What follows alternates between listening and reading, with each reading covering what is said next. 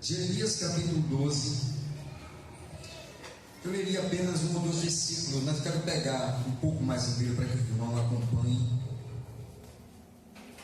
na íntegra a mensagem de Deus para a vida de Jeremias e para as nossas. Então vamos pegar a partir do versículo 1. Jeremias 12, versículo 1. Justo és, ó Senhor, quando entro contigo num pleito, contudo, falarei contigo dos teus juízos. Porque prosperará o caminho dos perversos e vivem em paz todos os que procedem perfidamente. Plantaste-os e eles deitaram raízes, cresceram, dão fruto, têm-te nos lábios, mas longe do coração. Mas tu, ó Senhor, me conheces, tu me vês e provas o que sente o meu coração para contigo. Arranca-os como as ovelhas para o matadouro e destina-os para o dia da matança. Versículo 4. Até quando lamentará a terra e se secará a erva de todo o campo? Pela maldade dos que habitam nela, perecem os animais e as aves, porquanto dizem, ele não verá o nosso fim. Se te fadigas correndo com homens que vão a pé, como poderás competir com os cavalos? Se tão somente numa terra de paz estás confiado, como farás na enchente do Jordão? Porque até os teus irmãos e a casa de teu pai, eles próprios procedem deslealmente contigo.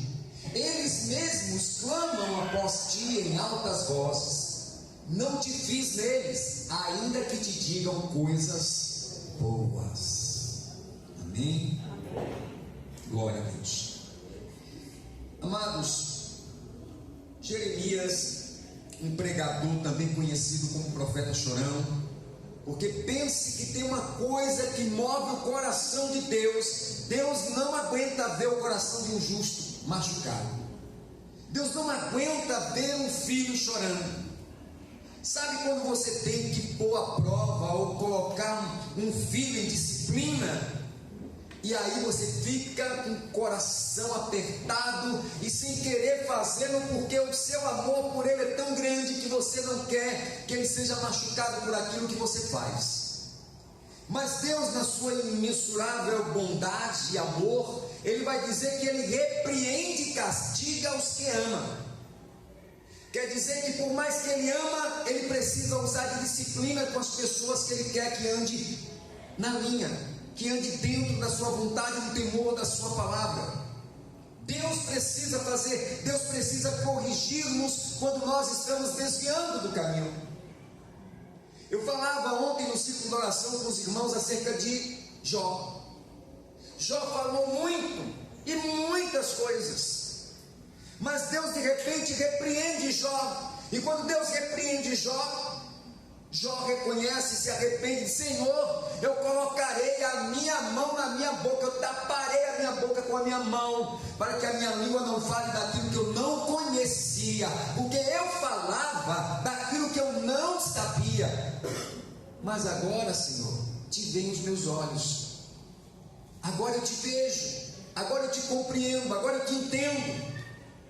Eu dizia para os irmãos que é muito difícil a gente tentar compreender o sofrimento e a dor do outro.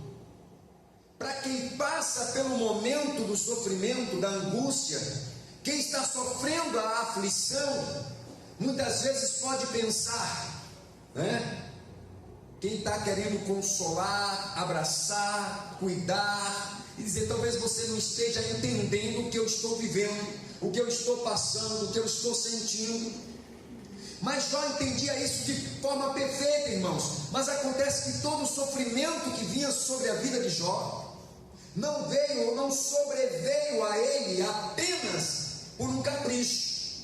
Parece até que quando o diabo vai até a presença de Deus e Deus pergunta de onde vens, ele vem e diz que de passear pela terra, de rodear a terra e passear por ela.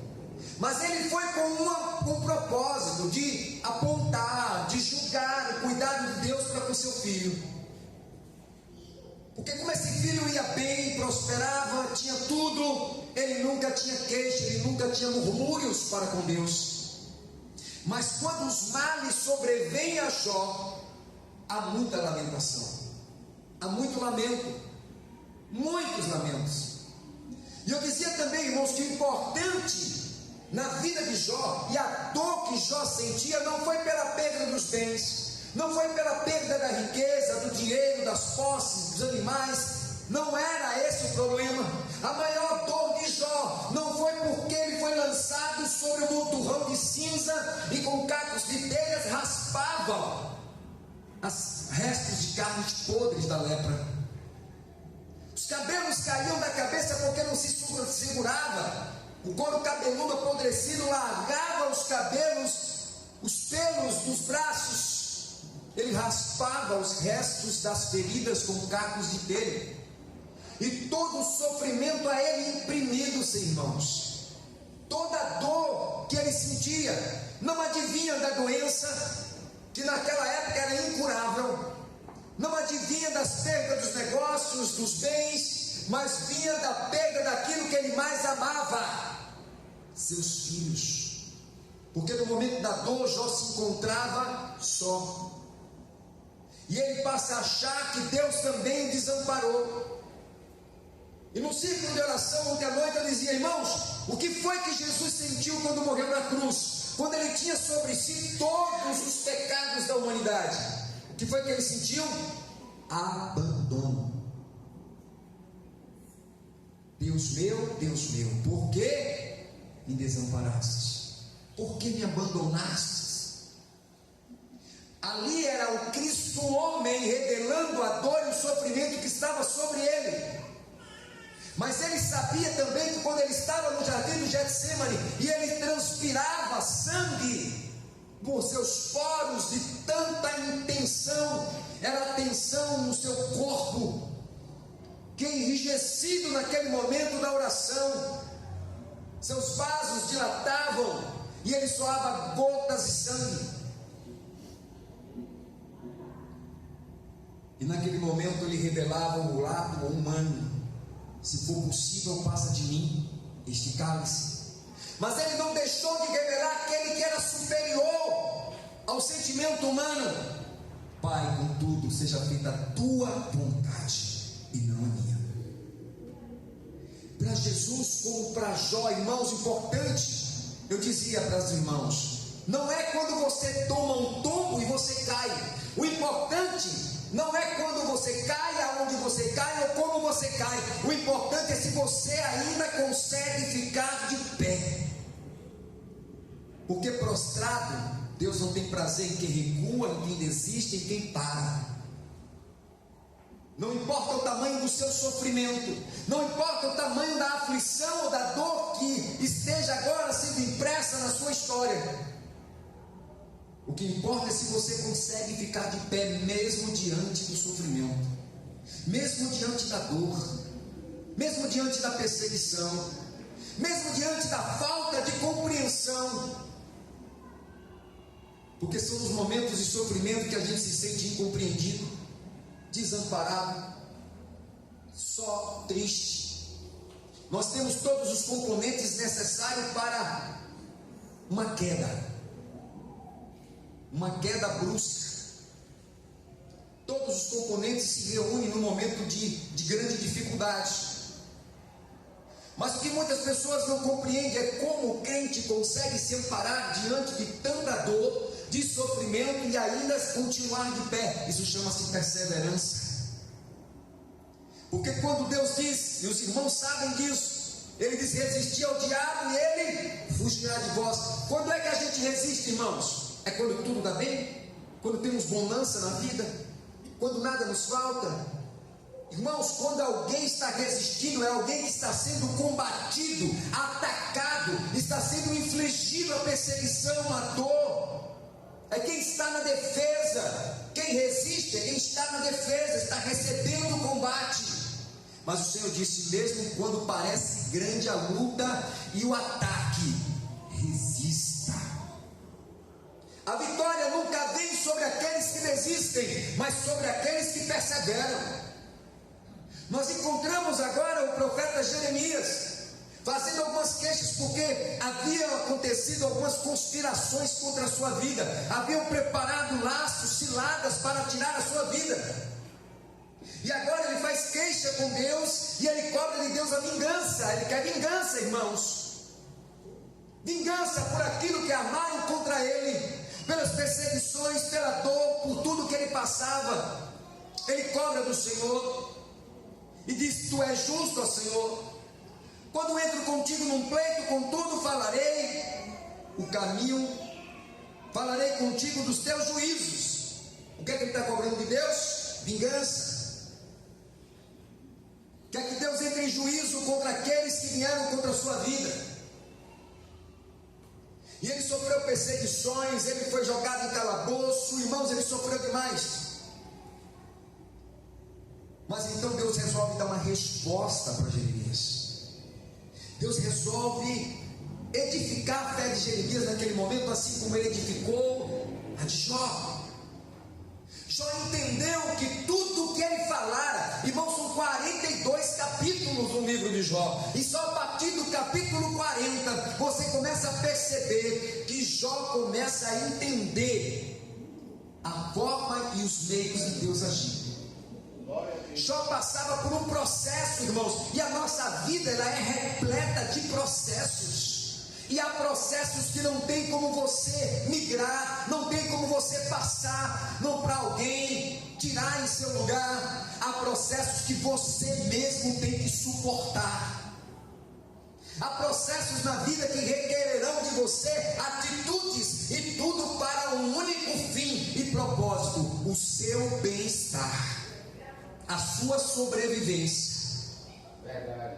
E a nossa sobrevivência, seja ela estrutural, seja a nossa sobrevivência laboral, seja a nossa sobrevivência espiritual, ela depende de atitudes que resistam, atitudes que revelem intrepidez mesmo diante da fraqueza. Porque Paulo vai dizer que quando você olha para um fraco, parece que ele não tem forças para se erguer ou para combater, mas Paulo vai dizer que aí quando nós parecemos estar fracos, aí é que estamos fortes. Deus nunca se revelou na vida de nenhum dos seus filhos de forma tão verdadeira, pura, quando não no momento de aflição, tão quanto no momento de dor. Porque Deus consegue, o a dor ou o sofrimento consegue extrair desse ser humano vaidoso, desse ser humano, sabe, autossuficiente, desse ser humano tão falível que se acha que pode fazer todas as coisas com a força do seu braço. Deus, com o sofrimento, consegue extrair a humildade, a sinceridade, a verdade, o reconhecimento. Aí então Deus age. Quando Jó bota a mão na boca e entende que ele errou, que ele falou do que não sabia, ele diz: olha, eu te conhecia de ouvir falar, mas agora os meus olhos te veem, agora eu te vejo. Eu não só te conheço de ouvir falar, eu te conheço face a face, em algumas traduções. Quando ele é sincero com Deus, quando ele abre e reconhece e se arrepende do que falou: eu falava do que não sabia, Senhor. Deus diz que ele levanta uma ira no coração contra os amigos dele. E se os amigos dele não fossem até ele conforme Deus havia mandado, Deus consumiria os amigos dele. Olha o cuidado de Deus como é conosco. O importante, irmãos, não é se você cai durante o tempo da luta. O importante não é se você fraquejou. O importante é se você consegue ficar de pé, e mesmo aos tropeços, e mesmo cai e levanta, você consegue chegar aonde você precisa ir. Se você consegue atingir o seu objetivo, se você consegue cruzar a linha de chegada, porque o objetivo é a vitória, e ele só brilha, a vitória só chega para os que perseveram, para os que lutam. Mas Jeremias faz queixas. Então Deus vai dizer: ó, se te fatigas correndo com homens que vão a pé, como você vai poder competir com aqueles que vão de cavalo? Como? Se em terra de paz não se sente seguro, que farás na floresta do Jordão? Para quem não sabe, quando ele está falando da floresta do Jordão, ele está falando do Rio Jordão, num período em que ele se encontra seco. As suas pedras de atravessar o rio e chegar e caminhar pela floresta é muito doloroso, as pedras são pontiagudas, o caminho é muito difícil, o trajeto. Ele disse: se você anda em caminho plano, de pé, concorrendo com os homens, você está tropeçando e caindo, como você vai concorrer com os que têm cavalo?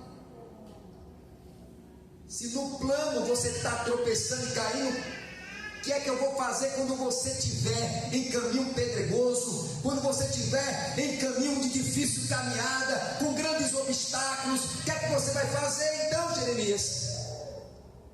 Deus não pode nos passar para um próximo nível, irmãos, sem que antes você tenha cumprido o propósito dele, sem que antes você tenha cumprido o processo de mudança, de transformação, de forjamento na fornalha de Deus. Porque todas as vezes que algum problema sobrevém a nós, pode ter certeza, Deus está te forjando, Deus está te preparando, Deus está te capacitando para um grande enfrentamento. Nós temos que estar preparados, irmãos. E quando nós falamos de buscar a santidade de Deus, não é brincadeira. Não é brincadeira, irmãos.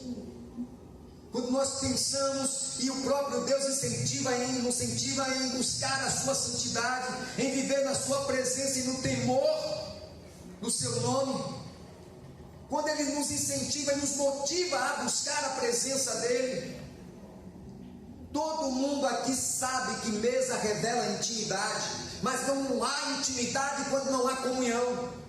Que o primeiro passo para a conquista de intimidade é uma comunhão. Nós precisamos nos relacionar. Como atingiremos esse propósito, este nível de intimidade? Porque é um nível. Como Deus vai passar você para o próximo nível se nem comunhão você tem? Quando você conhece outra pessoa e essa pessoa parece ser uma ótima amizade, você procura aprofundar esse relacionamento.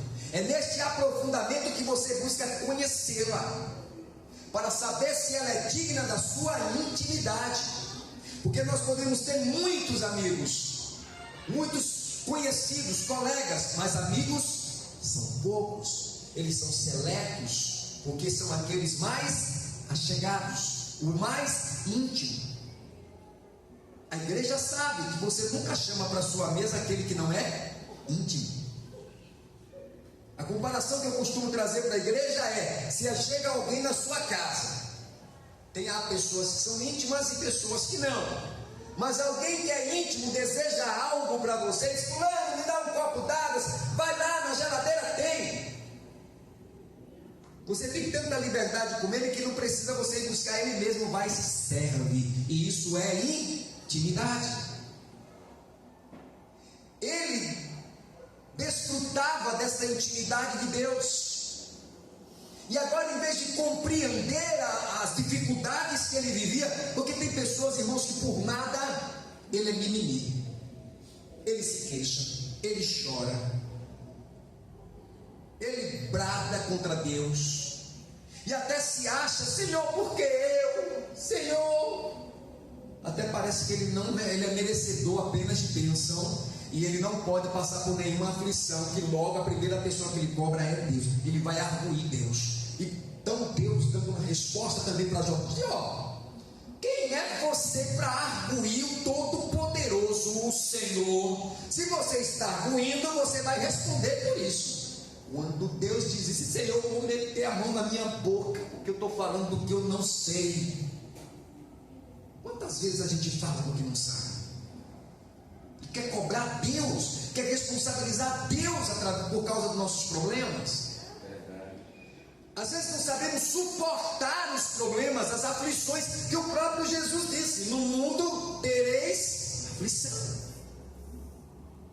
Mas ele não disse: vá se queixar para o seu irmão, vá pedir oração para a igreja. Ele disse: tende bom Não é tudo que nós devemos revelar às pessoas. Há coisas que você só compartilha com Deus. Mas há coisas, há momentos, há situações, há circunstâncias que você pode dizer: me ajude em oração. Não é aquela velha frase, né? Aquela retórica assim: irmão, ore por mim.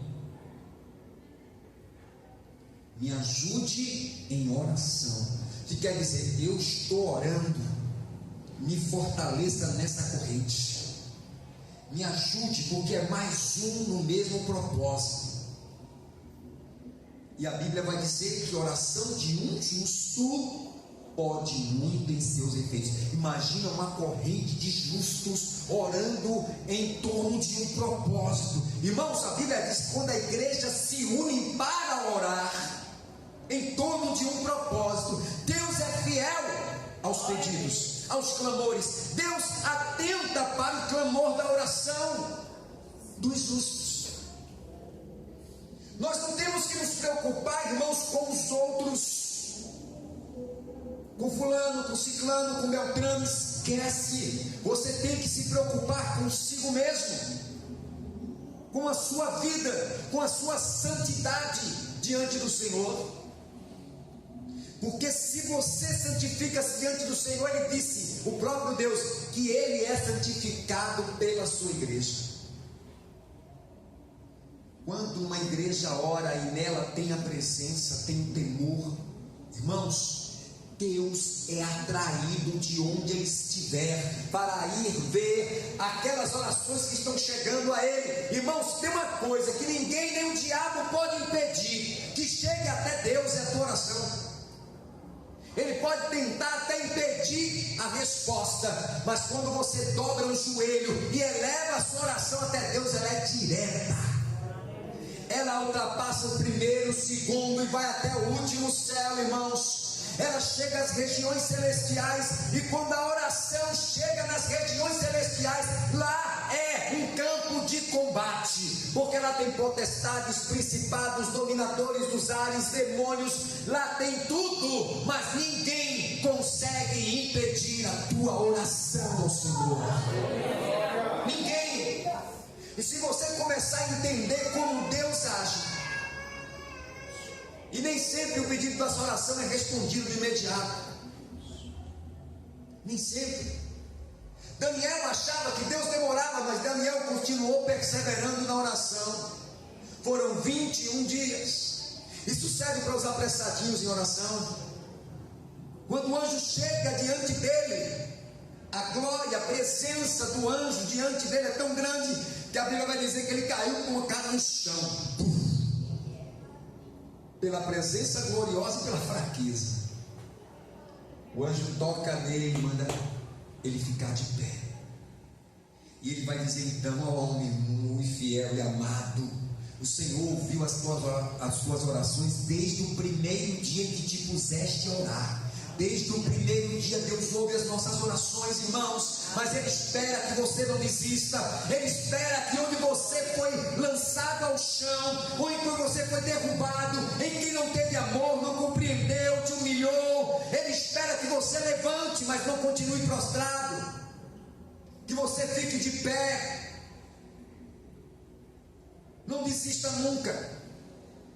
Como Deus vai poder passar você para o próximo nível, se você não conseguiu, não consegue nem ultrapassar onde você está? Você está tropeçando e caindo em caminhos planos, em terra plana. Mas aonde Deus vai te preparar para te passar para o próximo nível? Ei, presta atenção. Ele diz que é caminho difícil. Só que no caminho difícil, no caminho pedregoso, no caminho de grandes obstáculos, só trilha por esse caminho aquele que Ele forjou, só trilha por esse caminho aquele que Ele preparou, aquele que passou pelo processo da queda, aquele que resistiu. Ele disse: você está pronto, porque quando você enfrentar esses caminhos difíceis, isso não vai ser nada para você. Está entendendo? Vocês estão entendendo? Que você precisa suportar as aflições que sobrevêm à sua história, e que às vezes não é murmurando, não é se queixando para um, para outro, que vai mudar Não, mas é quando você persevera, é quando você não desiste, é quando você sabe exatamente aonde fica a fonte da solução dos seus problemas.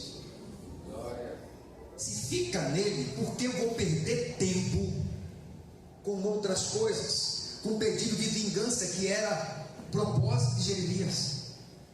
Ele disse: se você não está fazendo isso, se você está se queixando dele, até a traição, a deslealdade de Jeremias está vindo até dos seus próprios familiares, está vindo de seus familiares, seus irmãos, aqueles que são seus pais. Estão te traindo, estão sendo desleal com você. Não acredite neles quando eles disserem que está tudo bem com você. Não acredite, não dê crédito à palavra deles. Vocês estão se queixando e pedindo vingança, mas às vezes o que está te traindo, o que está te afetando, o que querem te atingir está próximo de você. Não está onde você está colocando os olhos. Ele está dizendo: a vingança não é importante. O próprio Deus vai dizer: minha é a vingança. Sou eu que tenho que me vingar. Não sou eu que vou pegar e cobrar a Deus agora a justiça, como Jeremias disse assim: Senhor, tu és justo, eu vou tratar agora, vou pleitear com o Senhor. Que fala pleito, eu vou pleitear, e contigo eu pleiteio, contudo falarei dos teus juízos. E como o Senhor defende, o Senhor protege, o Senhor guarda, aí pedir a vingança. Não dá para a gente pensar com Deus desta maneira. Temos que ser capazes de enfrentar os nossos obstáculos, aquilo que se coloca diante de nós, com firmeza. Temos que a cada dia absorver o conhecimento da palavra, para que ela nos amadureça, para que nos tornemos cada dia varões mais perfeitos. De quando vier as adversidades, você tem a maturidade para recebê-la, dissolvê-la em nada. E o que eu tenho ensinado para a igreja: não permita nunca que as circunstâncias da tua história determinem a tua adoração. Não permita. Nada pode mudar a forma da tua adoração ao Senhor.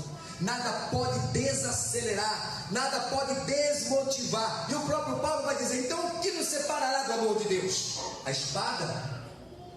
A altura, a profundidade, a morte, a dor? O que é que vai separar, que vai tirar você da presença dele?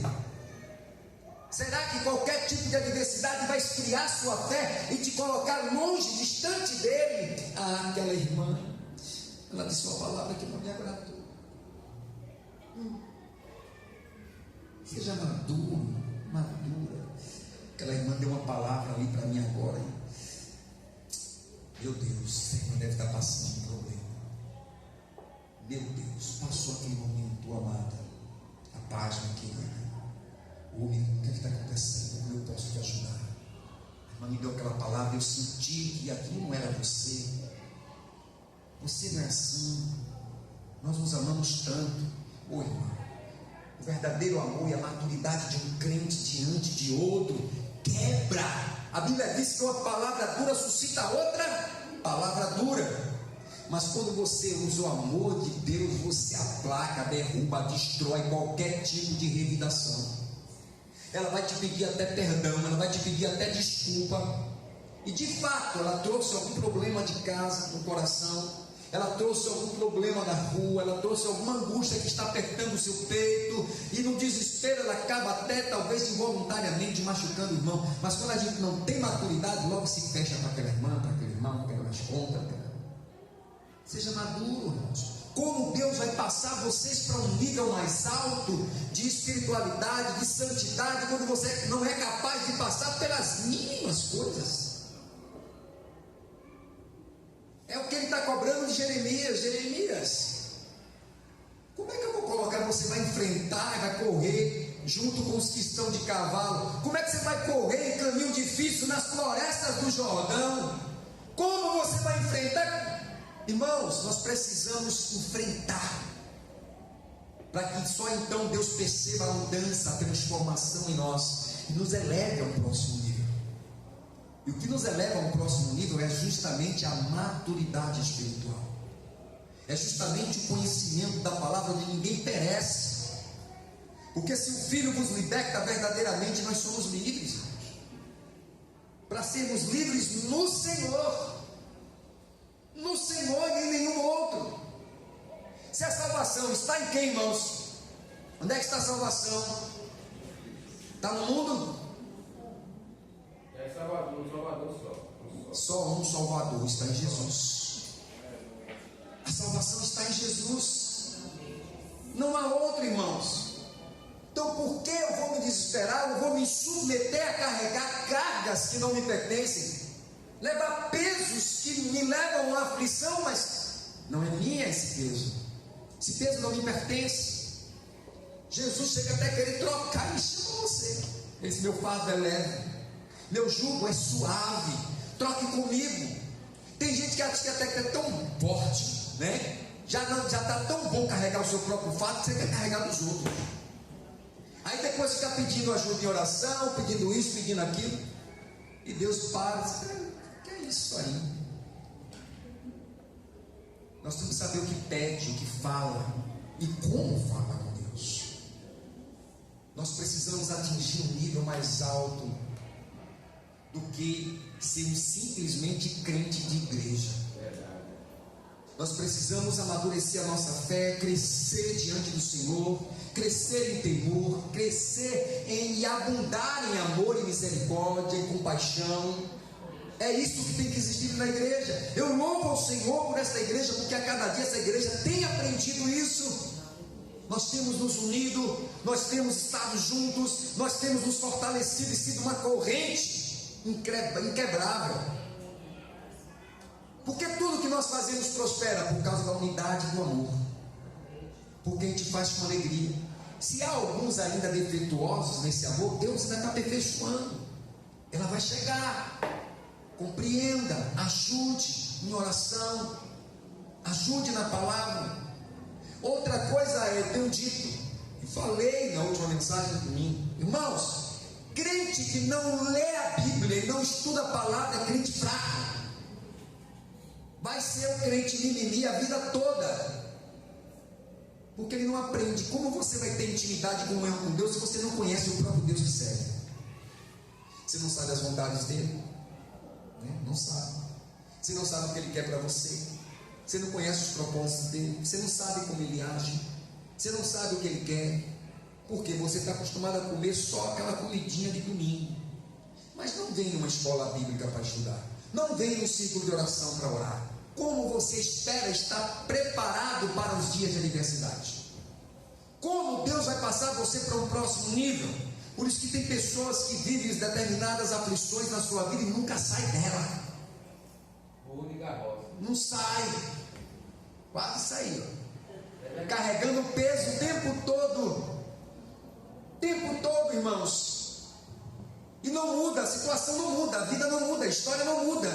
Ela não consegue dar a volta por cima, mas ela está sempre se lamentando. É momento de parar. É momento de rever as estratégias, de mudar de atitude. Quando nós queremos realmente viver a boa, perfeita e agradável vontade de Deus, é preciso se colocar e se alinhar à vontade de Deus. A nossa tem que ser posta de lado. Por que que Paulo disse: não mais vivo eu, mas Cristo vive em mim? Porque a vontade dele estava morta. Ele disse: a minha vontade não tem mais valia alguma. Mas a vontade de Deus, ela é soberana na minha vida. E quando isso acontece, todo crente que não passa pelo processo de transformação, ele não cresce. Por quê? Porque ainda está contigo nele o velho homem, a velha mulher, a velha natureza. Ainda está ali. Volta e meia, se ele for provocado ou ela provocada, aquele velho vai voltar a fluir. Mas o quebrantado, como canta uma cantora, né? O quebrantado coração é um coração diferente, ele não é de pedra, de carne. E um coração quebrantado, ele perdoa. Um coração quebrantado, ele ama, ele transmite, ele compartilha, ele divide, ele ajuda, ele estende a mão. Nós precisamos chegar a esse nível, irmãos. Não podemos ficar sendo crentes de igreja a vida inteira sem permitir que Cristo faça em nós as mudanças que Ele precisa, para que possamos passar para um nível mais alto, capaz de ajudar outros, capaz de formar outros, capaz de elevar a fé de outros que precisam. Verdade. Cristo não chamou só o pastor para ministrar a palavra, Ele chamou todos. Ele se ide por todo mundo e pregar o evangelho a toda a criatura. Vocês foram chamados. Quando vocês sentam para ouvir a palavra, vocês estão sendo discipulados. A semente vai brotar. Em nome de Jesus. Amém. E Jesus está semeando. O grande problema da semente semeada é onde ela cai. É beira de caminho? Lugar pedregoso? É boa terra? Onde é que essa semente cai? Precisamos estar atentos, porque Satanás rouba. Quando Deus lança a semente, olha ela aqui, e que entrou no coração, quando você sai por aquela porta, se você não conseguir reter e lançar na boa terra, o diabo arrebata. E aquilo que fez você se motivar, se alegrar e dizer: olha, eu pensei que tinha terminado, mas não, é só o começo daquilo que Deus está fazendo. Isso é só o começo. Olha, agora não tem jeito. Tem jeito sim. Tem jeito sim. Agora eu sei o que é que eu posso fazer. Quando você sai motivado, elevado, a sua moral é motivada. E aí quando chega da porta para fora, depois você deixou, o diabo arrebatou. Quando chega em casa você não lembra nem onde foi que pregou, o que foi que pregou, qual foi o livro, quem foi o profeta, que o diabo veio e arrebatou a semente. E aquilo que podia mudar a sua vida, a sua história, não vai mudar mais. Aí você continua sendo a mesma pessoa, com os mesmos problemas e até piores. Mas nessa noite vamos aprender com esta lição de Jeremias, essa lição que Deus traz a Jeremias. Nós precisamos passar para um próximo nível, mas precisamos suportar, precisamos encarar de frente nosso sofrimento, nossa dor. Cada pessoa aqui, irmãos, tem um problema diferente, todo mundo tem problema, mas precisamos suportá-los, precisamos aprender como lidar com eles, colocá-los diante do Senhor, esperar no Senhor a resposta. E se a resposta que vem da boca do homem é uma resposta sem solução, não mova o seu coração, não tire o seu coração daquele que tem, que reforça e que renova a tua esperança, que é Deus. Porque quando o homem tem uma resposta que para ele afinal Deus é dele a última palavra, vem dele a esperança. Aí vou e volto para Jairo de novo. E ele disse: olha, tem de bom ânimo, crê somente. Os homens chegaram e disseram: Jairo, tua filha morreu, não perturbes mais o mestre. Naquele momento a fé de Jairo foi lá para o chão. A filha morreu, não perturbes mais o mestre. Ele cura, ele limpa leproso, abre olhos de cego, mas morto, ela morreu, não perturbes mais. Jesus ouviu, ele vai até Jairo: não temas, crê somente. E ele segue. Chegando na casa de Jairo, o que é que ele faz? Ressuscita a filha dele que estava morta. Morta não, a menina apenas dorme. Porque para Deus, morte e dormir para ele é a mesma coisa. Ele traz à vida aquilo que está morto. Seja seus sonhos, seus propósitos, objetivos, Deus vai trazer à tona aquilo que parece morto, mas apenas dormiu por causa de um tombo que você levou. Fique de pé, em frente, porque Ele vai trazer à vida aquilo que está morto. Ele vai ressuscitar na tua vida a tua fé, a tua esperança, a tua crença em que existe um Evangelho verdadeiro, e que existe um Deus verdadeiro, um Senhor que fala e a gente consegue ouvir, não em conhecer, não apenas de ouvir falar, mas agora os nossos olhos vão poder enxergar, porque a nossa conversa com Ele agora é face a face. Amém? Deus abençoe a tua vida. Te coloca de pé em nome de Jesus.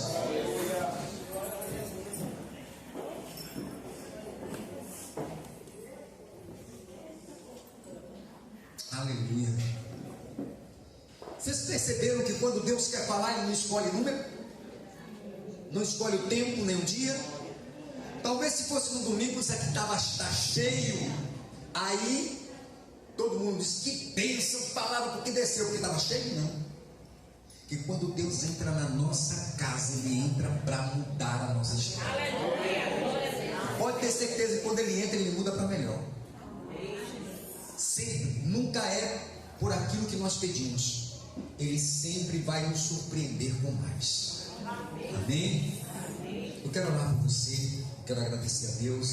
Já vou estar encerrando o culto. Vamos orar em nome de Jesus. Curva sua cabeça, meu irmão. Aleluia. Santo é o Senhor, Deus. Como nós somos gratos ao Senhor pelas suas misericórdias. Como nós somos gratos ao Senhor por tudo que o Senhor tem feito em nossas vidas. Porque o Senhor é que é fiel, Senhor. Se nós somos guardados, é por Ti. Se somos salvos, foi por causa da Tua graça e do Teu imensurável amor. Se somos sustentados nas adversidades, é o Teu braço forte a nosso favor. O que nós entendemos é que o Senhor nunca nos abandona, o Senhor nunca nos deixa só, nunca deixa desamparado aqueles que Te buscam, que Te servem e que Te amam. Senhor, em nome de Jesus, tem misericórdia de nós. Sustenta-nos debaixo das Tuas poderosas mãos, ó Deus. Toma-nos, Senhor, e guia os nossos passos por retos caminhos de justiça. Guia nossas decisões, guia nossa mente, Senhor. Nosso coração necessita da Tua direção, porque a Tua palavra diz que quem é de Deus é dirigido por Deus. Pai, o Teu Espírito é Ele quem nos dirige, é Ele quem nos guia. Nós Te pedimos nesta noite, Pai, que o Senhor nos capacite a viver os Teus sonhos, que o Senhor nos capacite a viver a história que o Senhor tem proposto para nós, não a que nós queremos, mas aquela que o Senhor tem proposto para nós, que nós venhamos entender a Sua vontade em nossas vidas, para Te servir fielmente em temor e fidelidade. Tem misericórdia, Senhor, nós Te pedimos, Pai. Senhor, em nome de Jesus, eu quero pedir a Tua direção para o Teu povo, para a Tua igreja. Guarda, Senhor, cada família aqui representada nessa noite. Que cada lar, que cada família seja envolvida pelo Teu Espírito Santo nesta noite. Que elas saiam daqui, meu Pai, transbordadas da Tua palavra e do Teu Espírito, Senhor. Renovadas, vivificadas pelo poder da fé no nome de Jesus.